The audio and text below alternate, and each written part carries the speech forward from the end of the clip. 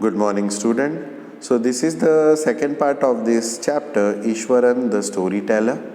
Last time, what we learned about every day, now Ishwaran and Mahendra are living together as they have get the house through the company. They both are living together.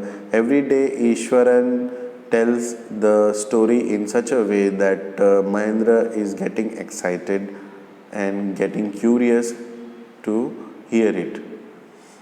So he is telling the story in such a way that there is no need of television at home. Okay. Now moving ahead. One morning, Ishwaran asked permission to cook a special dinner, as it was the day when they cook meal for the dead elders of the family. तो एक दिन ईश्वरन ने महेंद्र को पूछा, क्या मैं आज कोई खास खाना या भोजन बना सकता हूँ?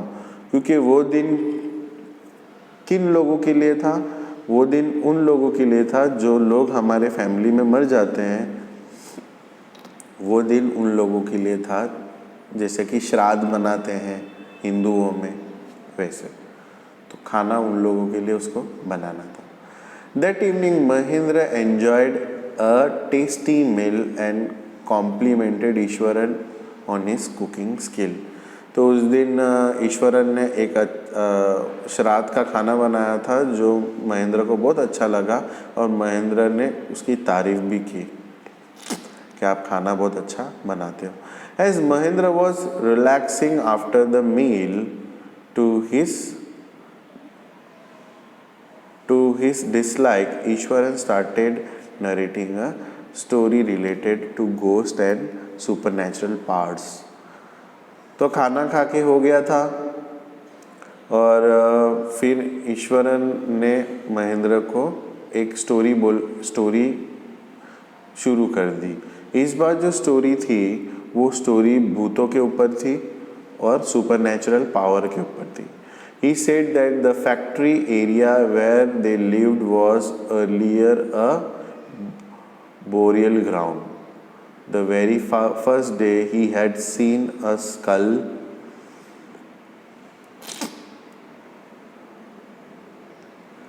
seen a human skull lying around. तो यहाँ पे वो एक स्टोरी बोलता है, सेकेंड टाइम एक स्टोरी बोलता है, उसमें वो बोलता है कि एक बहुत पुरानी फैक्ट्री थी, एक एरिया था जहाँ पे वो रहते थे, वहाँ पे इंसानों के कंकाल यानी कि जो हाड़ पिंजर होता है वो वहाँ पे गिरे हुए नज़र आ रहे थे।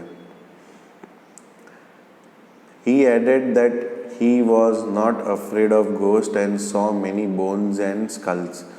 तो ईश्वरन ने कहा कि भाई वो भूतों से नहीं डरते, उसने बहुत सारे हड्डियाँ और खोपड़ियाँ देखी है। On a full moon night यानी कि जो रात के टाइम में फुल मून निकलता है वो टाइम की बात बोल रहे हैं। He saw an ugly ghost of a woman who had a shrunken face. तो रात के टाइम पे फुल मून डे में उसने एक भूत देखा, एक औरत वाला भूत देखा जिसका जो चेहरा था पूरा संकन था यानी कि पूरा एकदम पिचक चुका था। Matted hair and held an unborn baby in his arm. और उसके बाल बिखरे हुए थे और उसके हाथ में एक अनबॉर्न बेबी था, मतलब मरा हुआ बच्चा। Mahendra was uneasy and scolded Eswaran for talking nonsense. Mahendra गुस्सा हो गया और ईश्वरन को बोला कि यार तुम बहुत फालतू बातें बोलते रहते हो। He said that ghost did not exist and ordered him to get himself examined as he thought that he had gone mad. तो महेंद्र ने बोला कि भाई भूत वगैरह ऐसा कुछ होता नहीं है, तुम ये सब बोल के मेरा दिमाग जो है वो भटका रहे हो। Since that day, Mahendra felt uneasy, would peep out of the window and ordered to check the presence of any ghost around. और उस दिन से महेंद्र के अंदर ऐसा डर पैदा हो गया कि वो अपनी खिड़की के बाहर से ऐसा ऐसा दिखता था कि भाई कोई भूत वूत आया तो नहीं, इतना वो डर गया था. One night Mahendra woke up from his sleep as he heard someone crying. और एक दिन वो डर के मारे रात को उठ गए, उसने किसी की रोते हुए आवाज़ सुनी.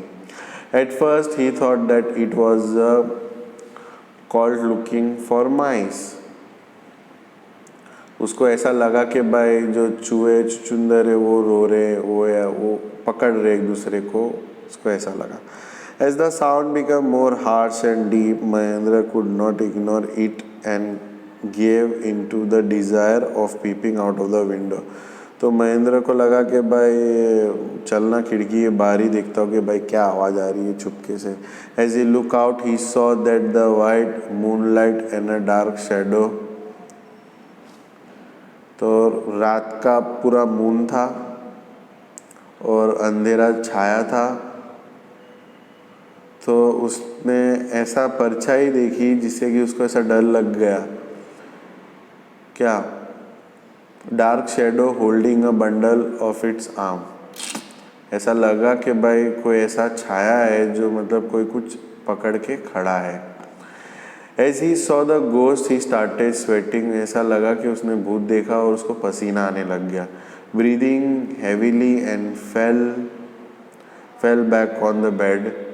घबरा के वो बेड पे छुप गए. After some time, Mahendra thought that probably his subconscious mind was playing a trick on him and actually there was no ghost. तो कभी कभार अपना डर ही अपना सबसे बड़ा दुश्मन होता है. उसको भी ऐसा ही लगा महेंद्र को कि भाई मैं ही अपने दिमाग से चीज़ों को बना रहा हूँ, ऐसा कुछ भी नहीं है. He got ready the next morning and had forgotten the incident in previous night.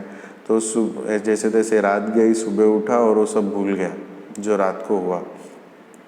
Eswaran greeted him and gave him his lunch bag. सुबह हुई, ईश्वरन ने उसको गुड मॉर्निंग करा, उसको लंच बैग पैक करके दिया.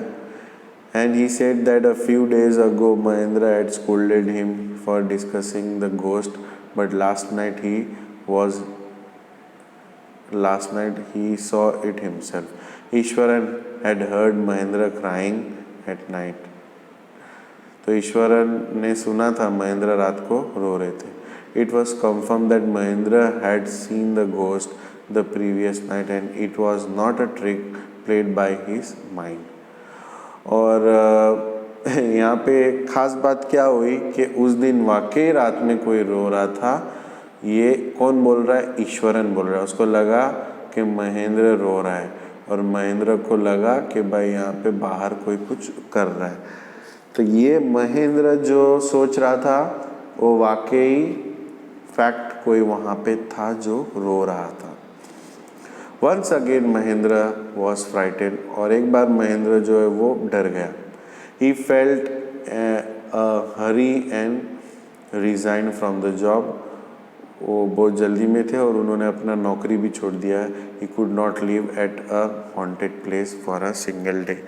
और वो भाई ऐसी भूतिया जगह पे नहीं रहना चाहता था. तो क्या हुआ, उसने जॉब छोड़ दिया. So this was the story and explanation of this chapter. I hope कि आप लोग को समझ में आया होगा chapter. Thank you so much.